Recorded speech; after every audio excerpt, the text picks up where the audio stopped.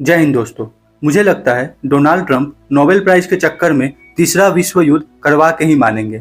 कल रात में अचानक से एक खबर आती है कि अमेरिका ने अपने 2 न्यूक्लियर सबमरीन को रसिया के पास डिप्लॉय कर दिया है, जो कि न्यूक्लियर मिसाइल से लैस है।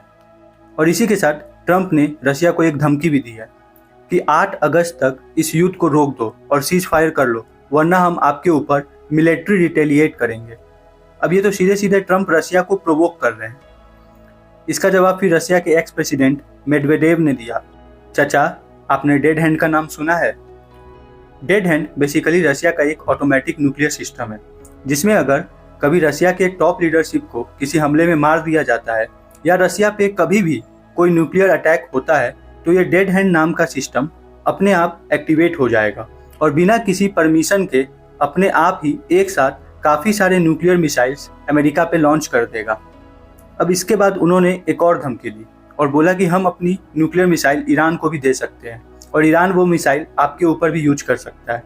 इसी के बाद ट्रंप ने 2 न्यूक्लियर सबमरीन को रसिया के पास डिप्लॉय किया है। अब एग्जैक्टली ये सबमरीन कहाँ पे है ये तो नहीं बताया गया, पर मेरे ख्याल से इन सबमरीन को शायद बैरेंट्स सी के पास डिप्लॉय किया गया होगा, या हो सकता है मेडिटेरियन सी के पास किया गया हो, सीरिया के आसपास वाले एरिया में। अब अमेरिका की ये सबमरीन पानी के अंदर महीनों छुप के रह सकती है और इसको डिटेक्ट कर पाना लगभग इम्पॉसिबल है, तो दुश्मन को पता नहीं चल पाता है कि ये सबमरीन कहाँ पे है। अमेरिका के इस सबमरीन में ट्राइडेंट 2 D5 न्यूक्लियर मिसाइल लगी है, जो कि रसिया के किसी भी कोने में केवल आधे घंटे के अंदर अंदर न्यूक्लियर अटैक करने में सक्षम है।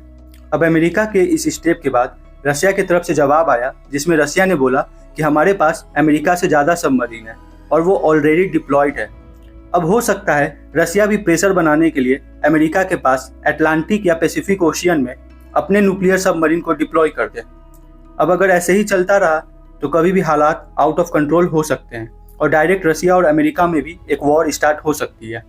और इससे सबसे ज़्यादा अगर किसी देश को फ़ायदा होगा तो वो है चाइना, क्योंकि चाइना काफ़ी समय से उस मौके के इंतजार में है जब अमेरिका किसी युद्ध में बिजी हो और उसी टाइम वो ताइवान पे चढ़ाई कर दे। अब देखिए, फिलहाल तो ट्रंप हर तरफ से रसिया पे प्रेशर बनाने की कोशिश कर रहे हैं, फिर चाहे वो रसिया पे सैंक्शन लगाना हो या रसिया के ट्रेड पार्टनर्स पर टैरिफ लगाना हो या फिर यूक्रेन को आर्म्स सप्लाई करना हो। पर ये सब करने के बाद भी पुतिन ने इनको कोई भाव नहीं दिया।